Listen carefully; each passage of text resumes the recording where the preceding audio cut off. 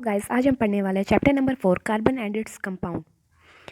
तो आज हम पढ़ेंगे फुल कार्बन और इस कंपाउंड के बारे में। क्लास 10 का चैप्टर नंबर 4 है जो कि टर्म टू में आने वाला बहुत ज़्यादा इंपॉर्टेंट है। तो जैसे कि आपने लास्ट चैप्टर में पढ़ा ही होगा कि बहुत सारे कंपाउंड होते हैं जिनकी बहुत ज़्यादा इंपॉर्टेंट होती है, मतलब कि हमारे उसमें बहुत ज़्यादा इंपॉर्टेंट रोल प्ले करते हैं। इस चैप्टर में हम स्टडी करने वाले हैं कुछ ऐसे इंटरेस्टिंग कंपाउंड्स के बारे में और उनकी प्रॉपर्टीज़ के बारे में जो कि बहुत ज़्यादा इंपॉर्टेंट है हमारे लिए, जैसे कि है कार्बन। तो हम इस चैप्टर में कार्बन के बारे में स्टडी करने वाले हैं और उसके एलिमेंट्स के बारे में।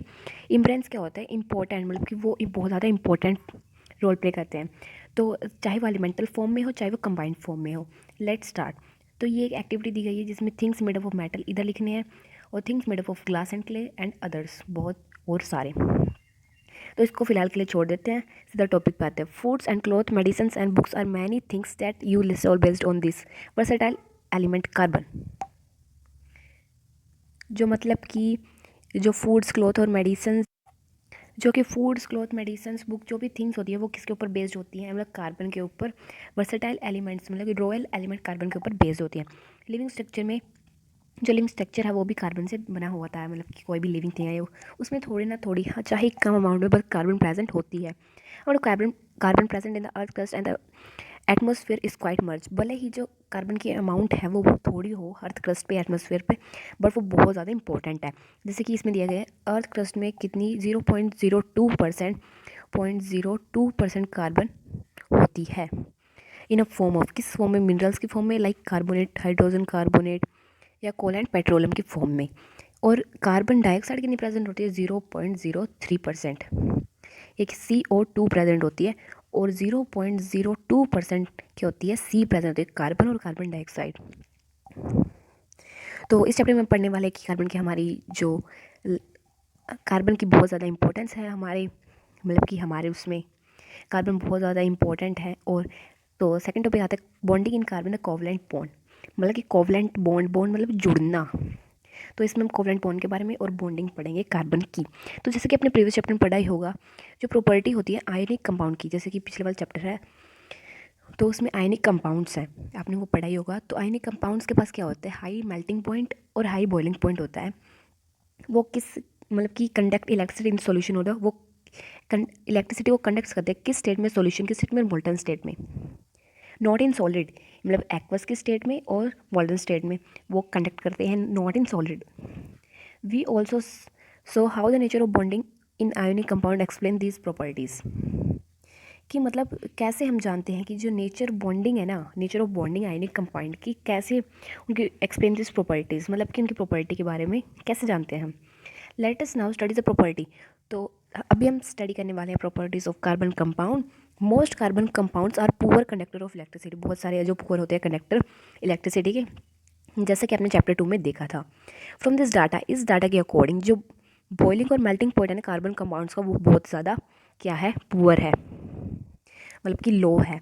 तो वी फाइंड दिस, क्यों इनका जो मेल्टिंग और बॉइलिंग पॉइंट है वो लो है इन कंपेयर करें किससे? आयनिक कंपाउंड से।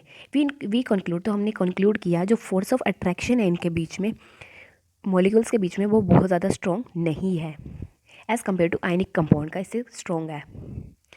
तो इसमें है since this compounds are largely non conductor of electricity, तो ये compound non conductor of electricity भी हम इसे कह सकते हैं। तो we conclude that the bonding in this compound does not give rise to any ions. तो मतलब कि इतना ज़्यादा ये कंपाउंड ज़्यादा, मतलब कि इतनी ज़्यादा बॉन्डिंग नहीं रखते हैं, मतलब कि इनकी स्ट्रॉन्ग बॉन्डिंग नहीं है। जैसे कि आपने क्लास 9 में पढ़ा होगा combining capacity of various element को क्या कहते हैं? वैलेंसी कहते हैं। और वो किस पे डिपेंड होती है? वैलेंस इलेक्ट्रॉन पे डिपेंड्स होती है। तो हम देखते हैं कार्बन की इलेक्ट्रॉनिक कन्फिगरेशन। तो एटॉमिक नंबर कितना होता है? 6 होता है, यानी कि C6 होता है। तो इलेक्ट्रिक कन्फिगरेशन क्या होगी? 2 4 इसकी इलेक्ट्रॉनिक कन्फिगरेशन होगी। तो कैसे? तो ये है कि कैसे हम इसे सेल्स में डिवाइड करते हैं, मतलब कि how many valence shells will be carbon है, कितने वैलेंस सेल्स इसके पास होते हैं। तो वी नो दैट, हमें पता है कि जो रिएक्टिविटी ऑफ द एलिमेंट है कि इनकी, वो आउटर शेल में, मतलब कि ये लाइन, मतलब कि जैसे कि हमें पता है कि उसका वो जो उसके वैलेंस सेल में, मतलब कि एटॉमिक नंबर क्या होता है? मतलब 6 होता है और इसकी इलेक्ट्रॉनिक कन्फिगरेशन 2 4 होगी। तो 2 4, तो जैसे कि इसके पास देखो ये 4 इलेक्ट्रॉन्स है इसके पास, अटेन नोबल गैस कन्फिगरेशन। इसके पास आउटर मोस्ट शेल में कितने हैं? 4 हैं। तो ये क्या करेगा, ये गेन करेगा या लॉस करेगा? तो ना ही ये गेन कर सकता है, ना ही ये लॉस करेगा, क्योंकि अगर 4 दे देगा तो क्या ही बच जाएगा, मतलब कि इतनी ज़्यादा पावर की ज़रूरत होगी जो इसके पास नहीं है। अगर 4 ले लेगा तो भी बहुत ज़्यादा पावर लगेगी लेने में और देने में, तो ये एबल नहीं है।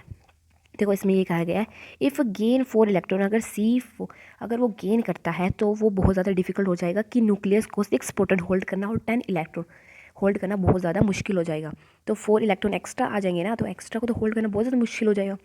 तो अगर वो लूज़ करता है 4 इलेक्ट्रॉन्स तो भी उसके लिए बहुत ज़्यादा डिफिकल्ट हो जाएगी, क्योंकि लार्ज अमाउंट ऑफ एनर्जी चाहिएगी रिमूव करने के लिए, और फिर क्या हो जाएगा, 6 प्रोटॉन हो जाएंगे और 2 इलेक्ट्रॉन्स हो जाएंगे, तो फिर भी होल्ड नहीं कर पाएगा। तो इसके पास तो प्रॉब्लम क्रिएट होगी। अब ये क्या करेगा, अब ये करेगा शेयरिंग। तो कार्बन ओकर दिस प्रॉब्लम, तो वो शेयर कर देगा, मतलब 4 इलेक्ट्रॉन्स को वो शेयर कर देगा किसी और दूसरे कार्बन के साथ या किसी और दूसरे कंपाउंड के साथ। मतलब कि कार्बन के साथ ही वो शेयर नहीं करेगा, नॉट जस्ट कार्बन के साथ, वो अदर एलिमेंट्स के साथ इलेक्ट्रॉन्स को शेयर करेगा। तो share electron belong to the outermost shell of the both atoms and lead to the both. तो इससे क्या होगा, इससे दोनों के जो एक अदर कार्बन है, एक अदर कार्बन है, उन दोनों के जो ऑक्टेट है वो कंप्लीट हो जाएंगे एंड दोनों एग्जिस्ट कर पाएंगे। तो फिर before going to on the compound of carbon से पहले जाने से पहले सिंपल मॉलिक्यूल्स के बारे में जान लेते हैं कि वो कैसे शेयरिंग ऑफ वैलेंस इलेक्ट्रॉन, मतलब कि कैसे इलेक्ट्रॉन्स को शेयर करते हैं। तो नेक्स्ट पार्ट हम करेंगे दूसरी वीडियो में। तो आज के लिए इतना ही, याद रखना कि हमने यहाँ तक कर लिया है। तो इसको करेंगे सेकंड वाले पार्ट में, ये बहुत ज़्यादा इंपॉर्टेंट है। तो अभी के लिए goodbye, do like and subscribe, bye bye.